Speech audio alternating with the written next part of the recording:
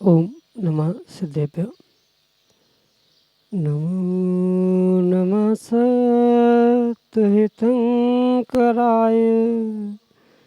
वीराय भव्याम्बुजभास्कराय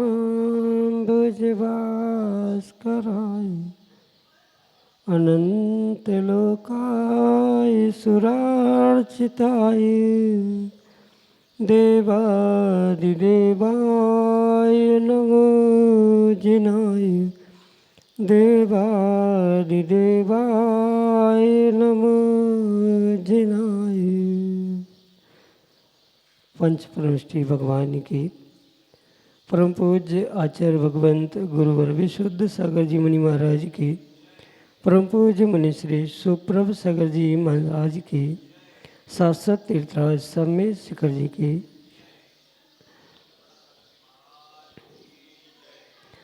अनंत विकल्प अनंत संसार और उस अनंत संसार में व्यक्ति मात्र विकल्पों के कारण अनंत दुखों को प्राप्त करता है। लेकिन हम यदि थोड़ा सा पुरुषार्थ करें और अपने मन के विकल्प को समीचीनता प्रदान करते हुए किसी निर्ग्रंथ गुरु से उसका सम्यक रूप से समाधान प्राप्त करने का प्रयास करें तो जो विकल्प हमारे लिए अनंत दुख का कारण बन रहे थे वे ही अनंत सुख का साधन बन सकते हैं। परम पूज्य आचार्य भगवंत गुरुवर विशुद्ध सागर जी महाराज के मंगल सुभाषिष से उन्हीं के सहयोग से परम पूज्य मुनि श्री सुप्रभ सागर जी महाराज ने आपको वह अनूठी विधा प्रदान की है जिसके माध्यम से आप अपने ही मन के विकल्प को समीचीनता प्रदान करते हुए परम पूज्य मुनि श्री से उसका सम्यक समाधान प्राप्त कर सकते हैं, क्योंकि मन की वैकल्पता ही आत्मा का वास्तविक सुख है। ऐसे आत्मकल्याण की अनूठी विधा परम पूज्य मुनि श्री आपको प्रतिदिन प्रदान कर रहे हैं। आप भी अपना समीचीन विकल्प भेजें और मुनि श्री से उसका सम्यक रूप से समाधान प्राप्त करने का पुरुषार्थ करें। प्रारंभ करते हैं आज का सम्यक समाधान। और आज के पहले विकल्प के लिए भोपाल मध्य प्रदेश से श्रीमती शशि जैन महाराज श्री के श्री चरणों में बारंबार नमोस्तु निवेदित करते हुए अपना समीचीन प्रश्न रख रहे हैं कि महाराज जी भगवान को मोक्ष मार्ग क्यों कहते हैं। हमारे समीचीन विकल्प का सम्यक समाधान करने की अनुकंपा करें। नमोस्तु महाराज जी, नमोस्तु। ओम नमः सिद्धम। परम पूज्य आचार्य भगवान गुरुवर विशुद्ध सागर जी महाराज जी की जय। परम पूज्य मुनि श्री सुप्रभ सागर जी महाराज जी की जय। आचार्य भगवान उमा स्वामी महाराज ने अपने तत्वार्थ सूत्र ग्रंथ में मोक्ष मार्ग का स्वरूप समझाते हुए सबसे पहला सूत्र दिया, सम्यक दर्शन ज्ञान चारित्राणि मोक्ष मार्ग। 7 तत्वों में से अंतिम तत्व मोक्ष, जहाँ शाश्वत आत्मा का सुख प्राप्त हुआ करता है, ऐसे उस मोक्ष के प्राप्ति के लिए 3 रत्नों के साथ जो पुरुषार्थ होता है उसे ही आचार्य भगवंतों ने मोक्ष मार्ग कहा। मोक्ष और मोक्ष मार्ग ये जो प्राप्ति के उपाय के रूप में हमें समझने योग्य है। वहाँ उन सुखों की प्राप्ति, शाश्वत आत्मीय सुखों की प्राप्ति के लिए इन त्रयात्मक मार्ग को हम पूर्ण रूप से एक मोक्ष मार्ग के रूप में स्वीकार करते हैं, क्योंकि कहीं भी पहुंचने के लिए मार्ग की आवश्यकता है। मंजिल प्रत्येक जीव की मोक्ष है और उस मोक्ष तक पहुंचने के लिए जो तीनों से युक्त रत्नत्रय रूपी मार्ग कहा है वह मोक्ष मार्ग है। सत्तत्वों पर श्रद्धा करना ये सम्यक दर्शन है। पुनः उस तत्व का यथार्थ निर्णय करना सम्यक ज्ञान है। और जो क्रियाओं का आलंबन लेते हुए श्रद्धा और ज्ञान से परिपूर्ण होकर जो क्रियाएं की जाती है वह चारित्र सम्यक चारित्र के रूप में स्वीकार किया जाता। और इस त्रिवेणी का ही पूर्ण रूप से स्वरूप मोक्ष के प्राप्ति के रूप में मोक्ष मार्ग कहा जाता है। और इसी कारण से जो तीनों की प्राप्ति का स्वरूप या तीनों का एकत्रीकरण मोक्ष मार्ग कहा है, ऐसा तीनों का स्वरूप एक साथ भगवान में ही प्राप्त होता है। कहने का अभिप्राय ये है कि सम्यक दर्शन, सम्यक ज्ञान और सम्यक चारित्र ये तीन कोई भिन्न भिन्न वस्तुएं नहीं हैं, अपितु आत्मा के ही गुण है। और जिन्होंने उसे प्रकट कर लिया है वे स्वयं ही मोक्ष मार्ग रूप हो चुके हैं। अरिहंत भगवान हो चाहे निर्ग्रंथ भगवान हो, जिनके पास सम्यक दर्शन, सम्यक ज्ञान और सम्यक चारित्र ये तीनों रत्न उपलब्ध है, वे स्वयं ही मोक्ष मार्ग के प्रदर्शक के रूप में या मोक्ष मार्ग के रूप में स्वीकार किए जाते हैं।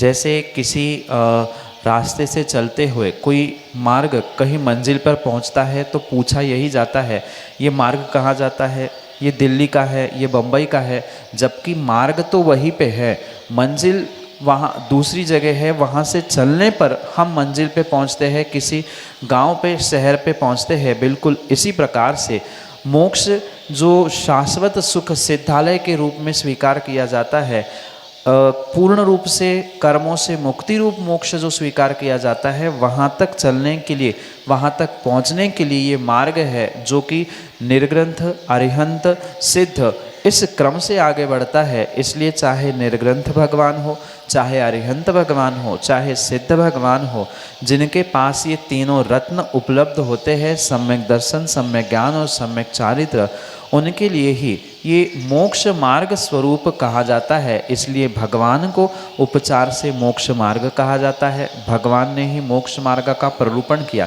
अरिहंत भगवान, तीर्थंकर भगवंतों ने ही हम सभी के लिए मोक्ष मार्ग क्या है ये समझाने का पुरुषार्थ किया। और जो हमारे लिए उपकारी होता है, जो सच्चा मार्ग बताता है, वो ही मार्गदर्शक के रूप में स्वीकार किया जाता है। इसलिए भगवान ने, अरिहंत तीर्थंकरों ने हमारे लिए मोक्ष मार्ग का प्ररूपण किया। इसलिए भगवान अरिहंत को ही हम उपचार से मोक्ष मार्ग कहते हैं। यही आपके लिए सम्यक समझ। महावीर जैन गोधा, अजमेर, राजस्थान से महाराज श्री के चरणों में बारंबार नमोस्तु निवेदित करते हुए अपना समीचीन प्रश्न रख रहे हैं कि महाराज जी, बरसात का संग्रहित जल प्रतिमाधारी श्रावक अथवा साधुओं के योग्य है या नहीं। हमारे समीचीन विकल्प का सम्यक समाधान करते हुए मार्गदर्शन करने की अनुकंपा करें। नमोस्तु महाराज जी, नमोस्तु। प्रतिमाधारी श्रावक और निर्ग्रंथ मुनिराजों के लिए आगम में चरणानियों की अपेक्षा से पानी जल का प्रयोग करते हुए प्रासुक जल का ही प्रयोग करने की आज्ञा। और अगर हम थोड़ा सा ही विवेकपूर्वक आगम की पंक्तियों को पढ़ने का, समझने का प्रयास करें तो पानी प्रासुक करने के लिए पहले पानी छानना बहुत आवश्यक होता है। पानी छानने का मतलब मात्र कोई भी कपड़ा लेकर उस पर पानी डालकर बचा हुआ पानी प्राप्त कर लेना, ये छने पानी की परिभाषा नहीं है। अपितु जो छने हुए पानी के लिए छन्ने की व्यवस्था कही है, उसे भी बहुत विवेकपूर्वक समझना होगा। बहुत मोटा छन्ना जिससे आर पार सूर्य की किरणें नहीं पहुँचे, बर्तन से दुगने साइज का वह छन्ना जब वह पानी डालकर नीचे बचता है, वह पानी कुछ अंशों में माना जा सकता है अगर वह कपड़े के ऊपर की विलछानी यथास्थान अपने स्थान पर पहुंची है तो। कहने का अभिप्राय ये है, अगर कुएं से निकाला हुआ पानी है और कुएं से निकाला हुआ पानी छानने के बाद कपड़े पे जो जीवाणु या विलछानी के रूप में जीव प्राप्त होते हैं, उन्हें यथास्थान पहुंचाना, यही छने हुए पानी की परिभाषा आगम में लिखी है। इसलिए स्वाभाविक सी बात है, इसके अलावा मतलब कुएं के अलावा अन्य जितने भी जल के स्रोत हैं जहाँ से जल प्राप्त होता है, क्या वहाँ पर पुनः पानी पहुँचाने की, विलछानी पहुँचने की संभावना है? बिल्कुल नहीं है। चाहे वह बोरिंग हो, नल हो, टंकी हो, चाहे बरसात का पानी भी क्यों ना हो, उसकी विलछानी यथास्थान जहाँ से पानी निकला है वहाँ तक पहुँचाने की आवश्यकता है। ये स्पष्ट आपने भी कई बार पढ़ा होगा कि एक कुएं की विलछानी मतलब एक कुएं से लिया हुआ पानी दूसरे कुएं में उसकी विलछानी करने से उन जीवों की हिंसा होती है, विराधना होती है। जहाँ से पानी निकाला जाता है उसी कुएं में, भले ही उसी मंदिर में 4 कुएं हैं तो एक दूसरे कुएं में विलछानी नहीं डाली जाती, उसी का उसी में ही पानी विलछानी के रूप में सराने की व्यवस्था हमारे आगम ग्रंथों में कही है। फिर एक दूसरे कुएं की पानी की विलछानी एक दूसरे में डालने से हिंसा है। तो पहली बात तो बरसात के पानी का पुनः विलछानी करते हुए बरसात में बादलों में पहुंचाना संभव नहीं है। टंकी में तो आपने संग्रहित किया है, वह मूल स्रोत पानी का नहीं है, वहाँ से पानी निकला नहीं है। दूसरी बात, एक बरसात का पानी दूसरे बरसात के पानी से बिल्कुल भिन्न होता है। कई बार आपने अनुभव किया हो या नहीं किया हो तो आगे करके देखना। मौसम के पानी के अनुसार भूमि में उपज होती है। सावन भादों के पानी से अपने आप ज़मीन में से हरियाली या फसल उगती है, पर गर्मी या अन्य समय में गिरे हुए पानी से ज़मीन में से अंकुरण नहीं हो पाता।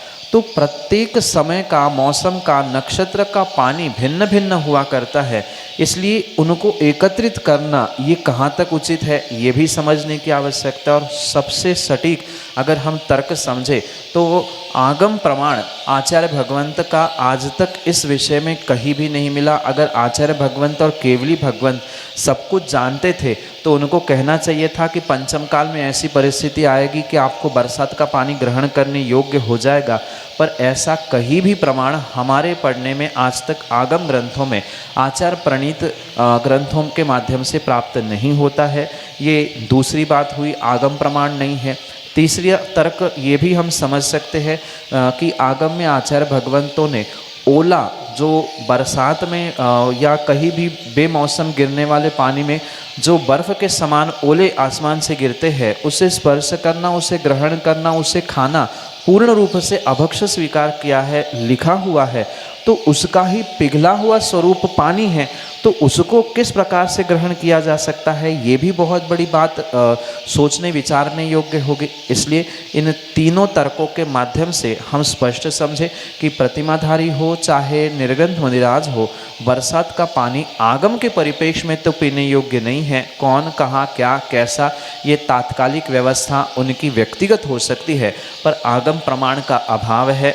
विलछानी यथास्थान नहीं पहुंचना और ओले के सेवन का निषेध अभक्ष्य के रूप में, इन तीनों कारणों से यह स्पष्ट होता है कि इन अनछने पानियों का प्रयोग किसी प्रकार से अपनी मत की, अपनी भावनाओं की पुष्टि करते हुए ग्रहण करना आगम के परिप्रेक्ष्य में उचित नहीं है। यही आपके लिए सम्यक समझ। सागर मध्य प्रदेश से राजकुमार जैन अगले समीचीन विकल्प के लिए। नमोस्तु महाराज जी। आज का समय जो है बड़ा खतरनाक होता जा रहा है, क्योंकि आचरण जब से हमारे खो गए, आचरण जब से हमारे खो गए, ये हरे पत्ते पीले हो गए। हमको पत्थर में मिला परमात्मा, कुछ तो पत्थर से हटीले हो गए, आचरण जब से हमारे खो गए। हे भगवान, यह कैसा ज़माना आता जा रहा है कि इसमें व्रतों को पालने, धर्म की आराधना करने की स्वतंत्रता नहीं है। ऐसा क्या कारण है और हम क्या करें कि जिसमें हम व्रतों को निर्दोष पालन कर सकें। नमोस्तु महाराज। ये कोई वर्तमान के मात्र काल का दोष नहीं है, अभी तो यहाँ जो व्यक्ति की व्यक्तिगत सोच बदलती जा रही है, इसी कारण से ये वर्तमान की बहुत बड़ी विडंबना सबके सामने देखने में आ रही। चाहे पत्थर के परमात्मा हो, चाहे असली अरिहंत स्वरूप प्राप्त होने वाले साक्षात परमात्मा क्यों ना, पर जिनकी सोच ही विपरीत है, जिनकी बुद्धि ही विपरीत है, उनके लिए किसी भी प्रकार से कोई परमात्मा, कोई गुरु, कोई मार्गदर्शक कार्यकारी नहीं हो सकते।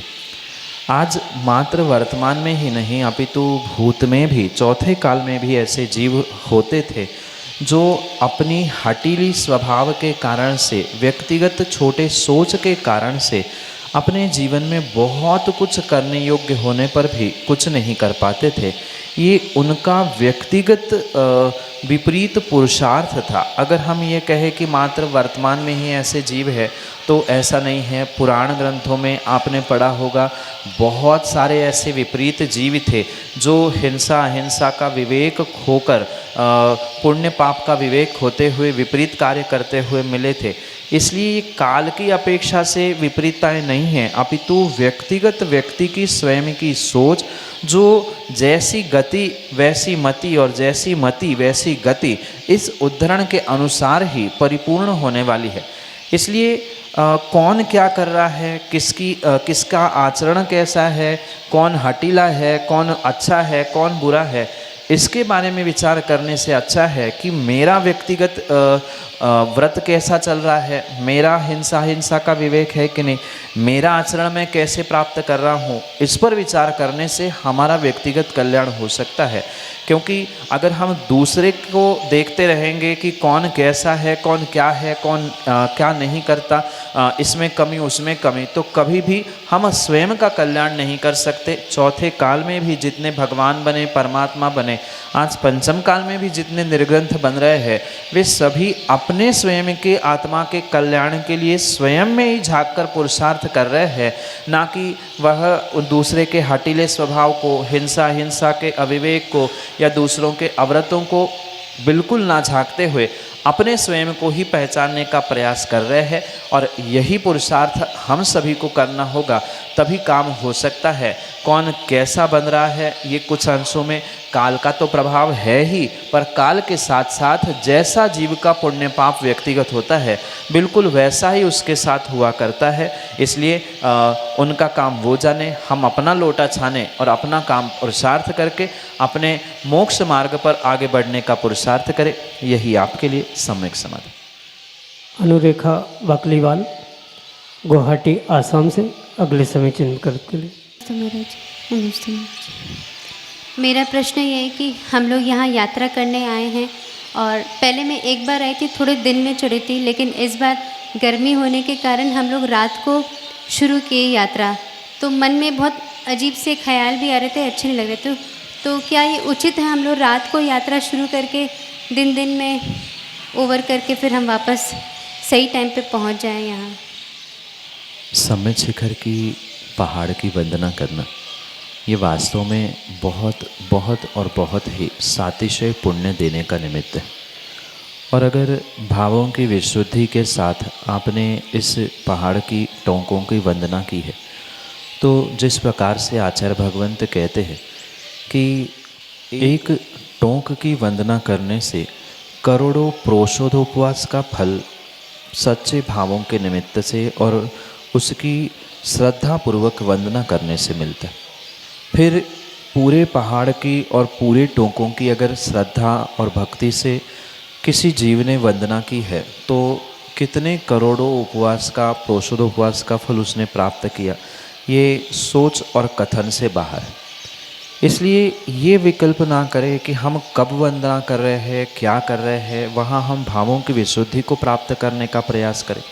उत्कृष्ट मार्ग तो यही है कि दिन के उजाले में ही यात्रा वंदना करनी थी, पर चूँकि वर्तमान में सहनन का अभाव होने से द्रव्य, क्षेत्र, काल आदि को समझते हुए अगर कुछ समय पहले ही श्रावक वंदना के लिए निकलता है, तो उसमें कोई भी ऐसा बहुत बड़ा पाप नहीं है कि जिसके कारण से हम विकल्प करते हुए भावों की विशुद्धि को समाप्त करने का प्रयास करें। हाँ, कुछ अंशों में उसमें दोष हो सकता है, होता भी है, पर आप श्रावक है, अभी महाव्रती नहीं है। श्रावक होने के कारण से आप रात्रि ट्रेन, वाहन आदि से भी यहाँ वहाँ भ्रमण करते हैं, गमनागमन करते हैं, तो वहाँ आपको विकल्प नहीं होता है। यहाँ आने के लिए भी आपने ट्रेन या साधनों का प्रयोग किया, वहाँ तो साक्षात जीव मरते हुए भी देखने में आते हैं। यहाँ आप टार्च या प्रकाश के माध्यम से देखते हुए और विवेकपूर्वक चलने का प्रयास कर रहे हैं। तो ये ध्यान रखें कि हम ये भावना भाए कि ठीक है, हमसे थोड़ी सी गलती हो रही है, भूल हो रही है, सहनन का अभाव है, इसलिए हम रात में चढ़ रहे हैं, पर हे भगवान हमारी गलती क्षमा करे। ऐसा सोचते हुए पुनः पुनः भावों की विशुद्धि के साथ ये भावना भाए कि आज तो हम सहनन के अभाव में रात में चढ़ रहे हैं, कभी हमारा भी सहनन ऐसा हो कि हम चंद घंटों में ही, दिन में ही यात्रा करके उतर के आ जाए। ऐसी भावना के साथ पुरुषार्थ करें, क्योंकि बहुत सारे पुण्य में थोड़ा सा पाप मिल जाए तो वह पाप भी पुण्य रूप परिवर्तित होता है। जैसे आचार्य भगवान कहते हैं, बहुत बड़ा समुद्र है और बहुत बड़े समुद्र में एक छोटा सा जहर का बिंदु या कुछ अंश भी मिल जाए, कण भी मिल जाए, तो वह जहरीला समुद्र नहीं होता, अपितु बहुत सारे पानी के कारण से वह जहर भी डाइल्यूट हो जाता है। बिल्कुल ऐसा ही हम सोचे कि हम इतना अचिंत्य पुण्य कमाने के लिए जा रहे हैं, थोड़ी सी भूल, थोड़ी सी गलती हो रही है, उसको आने वाले समय में सुधार ले। और फिर भी मन की उथल पुथल या मन की हीनाधिकता कम नहीं हो रही है, संक्लेशता उत्पन्न हो रही है, तो उतर के आने के बाद पुनः निर्ग्रंथ आचार्य गुरु आदि के माध्यम से कुछ प्रायश्चित ग्रहण करें, जिसके माध्यम से हम उन पापों का भी प्रक्षालन कर सकते हैं। पर विकल्प लेकर कभी भी वंदना यात्रा ना करें, आनंद से विशुद्धि के साथ करें और आने के बाद प्रायश्चित ले, या पुनः पुनः हम इस सुधार करें, इस भावना से हम विशुद्ध भावों से पापों की प्रक्षालन के साथ विशेष साथी से पुण्य प्राप्त करने का पुरुषार्थ करें। यही आपके लिए सम्यक समाधि। मीनाक्षी जैन, उज्जैन, मध्य प्रदेश से अगले समय से विकल्प करें। गुरुवर के चरणों में त्रयवार नमोस्तु नमोस्तु नमोस्तु।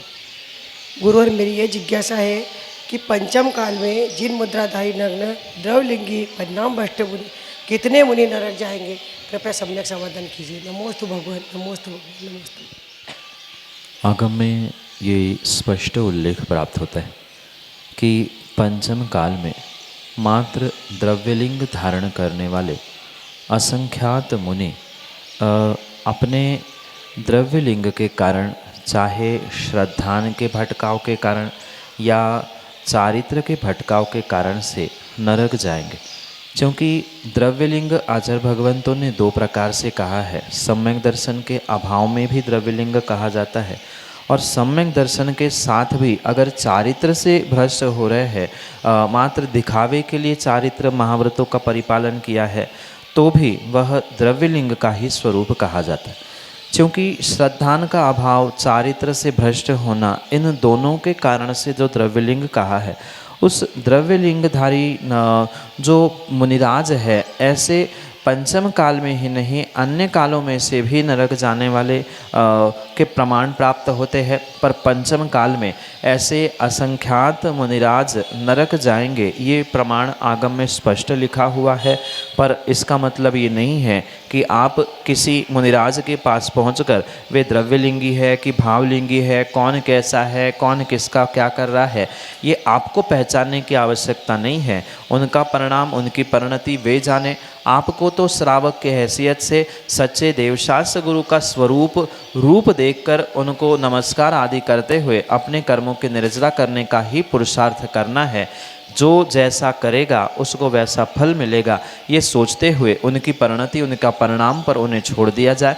उनको भी देखते हुए या उनके दर्शन से भी अगर आपकी श्रद्धा निर्मल है, आप किसी प्रकार से संकल्प विकल्प से दूर है, तो आपको भी भावलिंगी मुनिराज की ही वंदना का फल मिल सकता है। आपका श्रद्धान, आपके परिणाम परिणति जैसी होगी वैसा फल आपको मिलेगा। उनका तो उनको फल नियम से वह नरक के रूप में प्राप्त होगा ही होगा। यही आपके लिए सम्यक समाधि। राजमती जैन, मुंबई, महाराष्ट्र से अगले समय चिन्ह विकल्प करें। द्वय गुरु चरणों में मेरा और मेरे परिवार की तरफ से नमस्तु नमस्तु नमस्तु।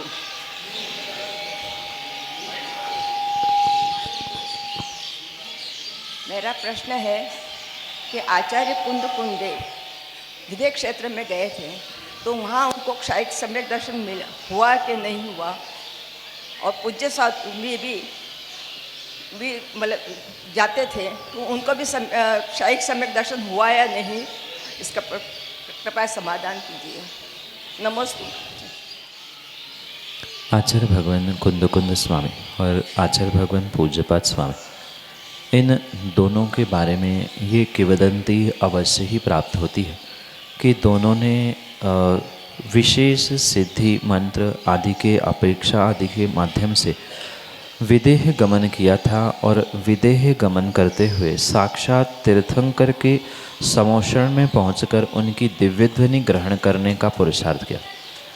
ये किंवदंती या ये कथानक आगम में अवश्य ही प्राप्त होता है, पर इसके परिपेक्ष में कोई ठोस प्रमाण या किसी प्रकार से ऐसा आगम प्रणीत ग्रंथों में प्रमाण पूर्वाचार्यों के द्वारा प्राप्त नहीं होता कि किन कारणों से किस प्रकार से वे वहाँ पहुँचे, वहाँ से वे क्या लेकर आए।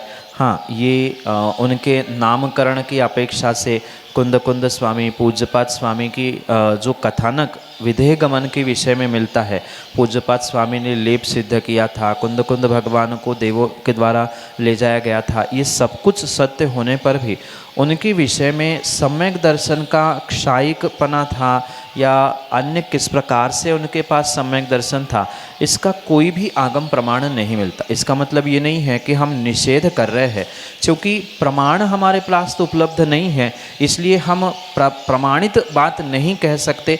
पर स्वाभाविक सी बात है कि वहाँ जाकर उन्होंने इतने महान ग्रंथों का हमारे लिए पुरुषार्थ किया, वहाँ से उन्होंने ज्ञान प्राप्त किया या हम सबको प्रदान कर रहे हैं, इतनी विशाल जिनवाणी का संग्रह हमें प्रदान किया। हो ना हो उनको क्षायिक सम्यक दर्शन होना चाहिए, पर चूँकि आगम ग्रंथों में कहीं प्रमाणित नहीं मिलता, कहीं उल्लेख नहीं मिलता कि उन्होंने क्षायिक सम्यक दर्शन प्राप्त किया था या वहाँ जाकर उन्होंने प्राप्त किया है, ऐसा कहीं भी उल्लेख ना मिलने के कारण से हम प्रमाणित नहीं कर पाएंगे कि उनके पास क्षायिक सम्यक दर्शन था। पर सम्यक दर्शन के अभाव में इतने महान ग्रंथों का सृजन होना ये संभव नहीं है।